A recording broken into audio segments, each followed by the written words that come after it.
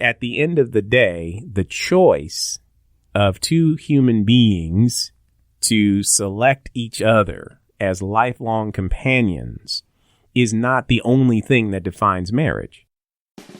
The Conversations from the Cave Show is produced by the Provox Media Group. The Provox Media Group provides custom digital media and production services to ethical businesses around the world. For more information, call 256-361-9127 or visit provoxmediagroup.com. Now, back to the Man Cave with Kirk Kennedy and the CFTC crew. Yeah, but also the same thing, like you said, as having the three. I need to clarify to anybody else that's listening and make sure I get it from you right. We're not including people that a married man who has been damaged, a married woman who has been damaged says, hey, we just so happen we love each other and we both decide we're not going to have a lot of sex. We both understand that it may be months or years before we have sex, and we're both 100% okay and we're 100% in love. We're going to work through that. It's not including those people. Yeah, exactly. Right. So I don't want anybody out there that's like, hey, what ours is considered a marriage. Yeah, it absolutely is. Right. But when you have one party that says, hey, I don't want to do it ever. Yeah. It's what it sounded like. Yeah. And another party that says, can I at least be with you once a week, once a month? Yeah. Can we do any of that? Yeah. I mean, that's crazy. It sounds like you had a really crazy situation. And the thing is that you don't know that going in, especially if you're not dibbling and dabbling before. Yes, which is so, oh, wow. Right. So if you do get into it and then all of a sudden you start seeing that that person is not functioning well, and if we talked about the TED Talk on, if you go to our Conversations from the Cave web page, we actually put up a video on, premarital sex versus not premarital sex. And one of the things that was talked about was that many people who have had multiple sex partners recognize that certain kinds of things are more inclusive, whereas if you haven't had a bunch of sexual partners and you get together, you may not look at sex the same way. Yeah. I mean, at the end of the day, that's it. That's just the way that it is. Yeah. So now if you can imagine a person who's had a lot of sex going into a marriage with a person who who isn't functioning well, and they don't understand why they're not functioning well, because the abuse has caused them to have certain kinds of responses that they can't control. It's not within their control. So what they end up trying to do is control everything else. They try to control you. They try to control their environment because of the insecurity that's wrought by being damaged goods. So when you ask, is it important to, if you love somebody and you decide, well, you know what, I'm going to just go ahead and put up with this. Well, you can make that choice. You can choose to love anybody you want to love. At the end of the day, is that the wisest thing to do? And the reason why I say that is because you may be getting into something that you don't really understand. And what's interesting is all of the men who looked at my situation all said the same thing. All of them. And I said, I've known her for 2.5, 3 years. She's never mentioned anything like that ever, ever, ever. They said, man, I'm telling you. And then one of my friends was so convinced that he took me to a conference where at a church convention, they actually had a survivors group for people who had been abused by clergy. Wow. And he took me to a conference and said, dude, you need to listen to this and see what I'm telling you. You're listening to the Conversations from the Cave Show with host Kirk Kennedy and the CFTC crew. CFTC is available for digital download on iTunes, iHeartRadio, and Spreaker.com. Want your church or men's group to host a CFTC Live Man Up conference? Contact the crew on Facebook or visit provoxmediagroup.com/Man Up 2018. Now, back to the Man Cave with Kirk Kennedy and the CFTC crew.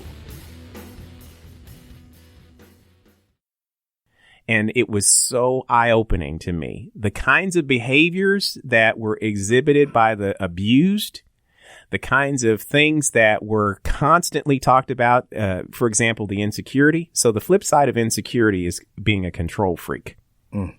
So if you have a person who has to dress you, they pick out your tie. They're the ones who have to match the family up so that everything looks perfect. They're the ones who make up your schedule. When you come home, your schedule is not your own.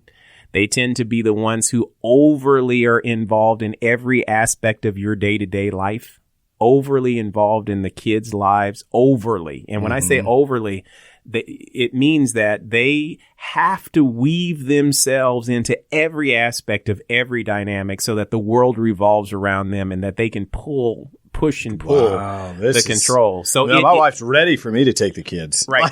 Right. No. So that dynamic is where control is pinnacle for them. And they tend to be narcissistic. They tend to have narcissist type behaviors, which means that, they tend to not have if it solves that need for them, a lot of times what they will do is they will lie, cheat, steal, do whatever it is to make sure that they hold on to the control, because that for them is more important than actually letting anybody thrive. So what they do is they will tend to, even it's like the scorpion and the frog. Even though the success of the scorpion to get to the other side is directly dependent upon riding the back of the frog, the scorpion, because they're so narcissistic, will sting a frog that's carrying them. Yeah. Right. And the thing that's sad about that is that's exactly what a lot of abused people do. They look for people who are healthy, but they destroy them in the process because they recognize that they are not healthy. They know it, but they don't understand that it is what it is. So if a person who is healthy gets involved with a person who is not healthy, then chances are you're going to become damaged goods, because that person's toxicity will become the norm. And a lot of times when you get involved in those kinds of relationships, those people are acting out in ways that don't really make sense. It doesn't make sense that they're acting that way. Yeah. But you tend to say, well, maybe, you kind of tolerate those outbursts. You make excuses for it. You're embarrassed by it. So you try to placate the person. You try to find ways. Well, you know what? Her picking out my clothes, if that makes her happy, I won't make a big deal about it. Her deciding that we have to be at such and such a place this time, even though she didn't consult me, she made my schedule for me and I didn't have anything to do with it. Or I've been committed to such and such and she didn't bother to ask me. Those kinds of things, after a while, you start to realize that, well, that person is going into your life and removing your ability to make your own choices. And that, unfortunately, is one of the components of a person who's extremely insecure because of being abused. Well, what I want to say, too, to guys out there, too, because this is something that's really gotten under my skin, because I began thinking, like, how would I feel? Because I would feel inadequate. And I would feel maybe potentially like I had done something had I not known, assuming I don't know. So I really want to say to the guys out there, you are not inadequate. If you are in a situation like this and your wife is unable to perform, or she, whether she's malicious, kind of like, it sounds like yours was actually malicious. But she didn't know. That's just knee jerk. Okay. So she wasn't, so her behaviors were bad, but it was a defense mechanism, but I guess. She didn't realize that it was being triggered by her problem. What hit. Okay. Got you. Which you had discovered at the clergy or the Bible, the conference.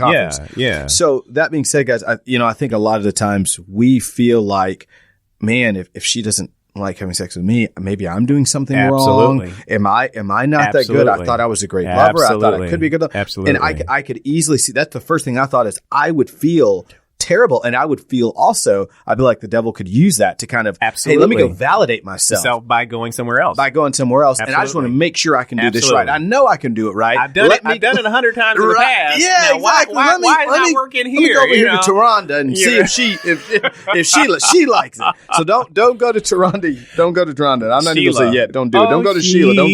Don't go Mrs. Jones. Don't go to Miss Jones. So, Okay, I'm done. Right. But you know, Mr. Jones might show up. God. The hot coals. Don't scrape the hot coals in your lap unless you want to get burned. Right, man. Unless you want to get burned. Unless you're ready to get burned. But men, I don't want you guys to feel like you're inadequate, and I don't want you to feel like you're alone because you might have felt alone because I would have never. Right, and I'm going to be honest with you that there were those emotions came, and that's one of the reasons why I said you don't want to get into. I personally would tell guys, if you find a woman who's been hyper abused, get her into counseling before you get involved with her.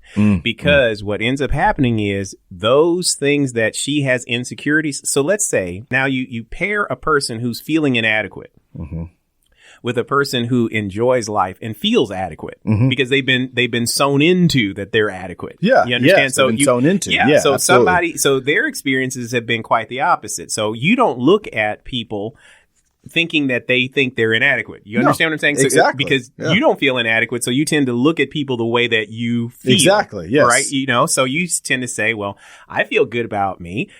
They should feel good about them. They're beautiful. You know, you're looking I'm at worth something, you're worth something. Right. So you tend to look at people the way you feel about yourself. Now, what's interesting about that is this.